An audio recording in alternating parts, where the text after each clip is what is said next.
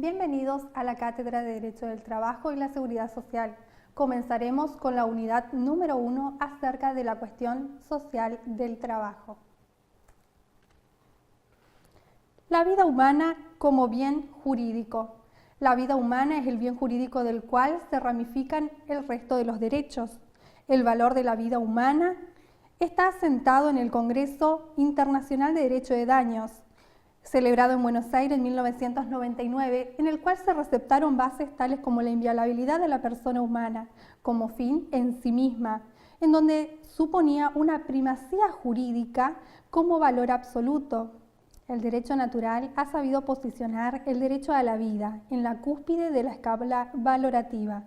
El derecho positivo, si bien ha otorgado tutela jurídica a tan preciado bien, ciertas circunstancias tornan a veces la legislación en una tutela desprovista de efectividad. Cuando hablamos de vida humana, decimos con ella o denotamos la claridad de otros elementos, tales como la dignidad, la libertad, la integridad y la igualdad. Así, al hablar de vida humana, tenemos íncitos todos aquellos preceptos básicos necesarios para vivir como un ser humano, sin los cuales las personas no pueden vivir ni desarrollarse en un ámbito de plenitud. Sus características son indisociables, es decir, al ser inherentes al ser humano, son inalienables y universales. Ahora bien, pasamos a ver la teoría de los derechos fundamentales. La teoría general de los derechos fundamentales nació a lo largo de la historia, como la consecuencia necesaria y directa del proceso industrial, de la modernización y del maquinismo, situando a la clase trabajadora como un eslabón más de la cadena productiva. Con ello quedó demostrado la voracidad insaciable del capitalismo, cegada por el deseo de mayor productividad y de mayor ganancia. Con este proceso productivo, muchas veces desprovisto de condiciones mínimas de seguridad, se aparejaron nuevos índices de siniestralidad y de imposibilidad de los trabajadores de continuación con sus actividades. Por ello, fue continua la lucha en manos de los propios trabajadores, emprendida a los fines de revertir las condiciones desfavorables de trabajo y acceder a las prestaciones que les correspondían, las que no solo cambiaron la vida de miles de obreros, sino que abrieron un camino a una consagración de derechos fundamentales de los trabajadores, brindándose protección allí donde solo había vacío legal. Recordemos que por ese entonces el reparto era desigual, por lo que sin duda se generaban disparidades, y la solución consistió en la creación de un orden jurídico, es decir, reglar la actividad hasta el momento en el que se pudo empoderar a la clase obrera por sobre la clase capitalista que solamente poseía derechos y contraía obligaciones para quienes se sometían a ella. El reconocimiento de estos derechos fundamentales o inherentes a la persona humana, sin importar su rotulación, entendidos unos y otros como la referencia inequívoca del reconocimiento de un orden superior, que resguarda y otorga respeto a la persona por su sola condición de tal, siendo tal circunstancia ineludible por parte del accionar de otras personas, ya sean estas físicas o jurídicas, como de los estados, cobrando importancia práctica a través de su inclusión en los documentos o instrumentos básicos normativos internos, tomando así relevancia distinta, la cual los ubica en caso de conflicto en superioridad ante otros. Más tarde, con la afluencia de los derechos humanos a las distintas ramas del derecho, entre ellas la laboral, ha dotado y enriquecido de nuevas acepciones y conjugaciones, hasta los términos más clásicos, pues ya no se habla de trabajo como la simple contraprestación del obrero, sino que habla de trabajo humano, con la impronta quizás de impregnar de sentido y propósito, de destacar la relación directa e inescindible e indivisible entre la persona y el fruto de su esfuerzo. De allí que la dignidad del trabajo deriva de quien lo ejecuta. Vamos a ver ahora el hecho social del trabajo. El trabajo es un medio de relación entre los individuos y es un intercambio que integra al hombre en una obra colectiva. Por su parte, el doctor Julio Grisolía cita al respecto: el trabajo humano no es un mero instrumento al servicio del interés particular de otro, ni una mercancía, tal como se presentaba en la esclavitud. Se trata de una actividad creadora, de utilidad y que tiene valor social. Pero no todo trabajo humano entra en la órbita de trabajo. Es decir, el trabajo moderno ha evolucionado y tiene características y connotaciones especiales. Ellas son la libertad, la ajenidad, es decir, se desarrolla por cuenta ajena, y la remuneración. Vamos a ver cada una de ellas.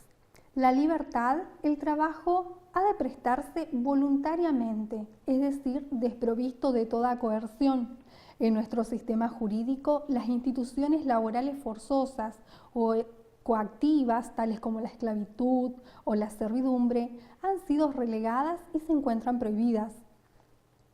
Sin embargo, cabe aquí hacer un paréntesis a estos conceptos y elementos, pues estos se encuentran dados por la doctrina mayoritariamente tradicionalista.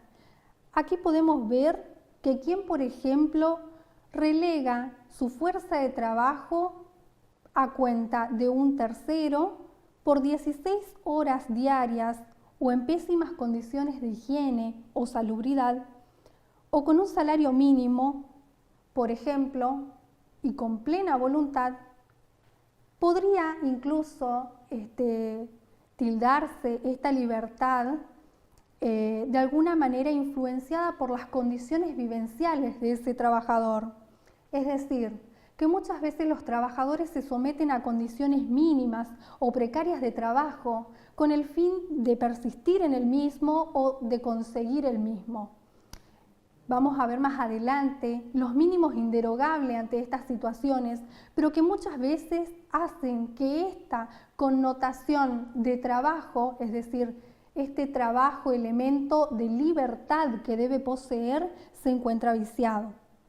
Ahora bien, por cuenta ajena, es decir, que el trabajador presta un servicio a otra persona bajo una dependencia jurídica, técnica y económica, la que puede llegar a desarrollarse por un término de tiempo preestablecido o por un tiempo indeterminado, como suelen ser la mayoría de las relaciones jurídicas, que justamente el factor o el elemento de connotación que tienen es la continuidad, ¿sí? Esto mismo van a ver en la LST, que la continuidad, cuando no está preestablecido un término, se opta por una relación de tipo casi permanente, si se quiere. Vamos a ver ahora el tercer elemento, que es la remuneración.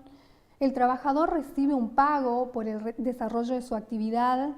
Más adelante estudiaremos los conceptos que integran esta remuneración, y al respecto me parece muy acertado finalizar con una cita de Juan Pablo II al respecto.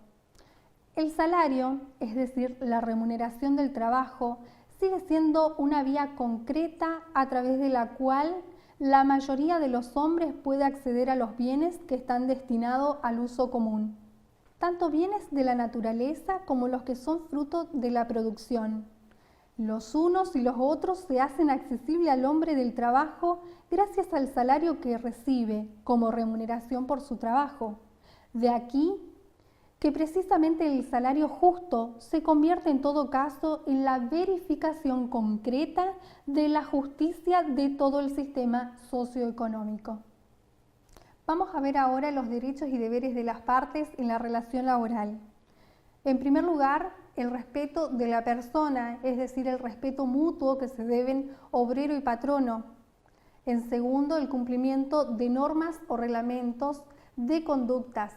Es decir, cada empresa o unidad económica puede imponer reglas de convivencia entre los propios trabajadores y empleados a los efectos de que sean cumplimentadas, tales como vestimenta o saludo, comportamiento, etc.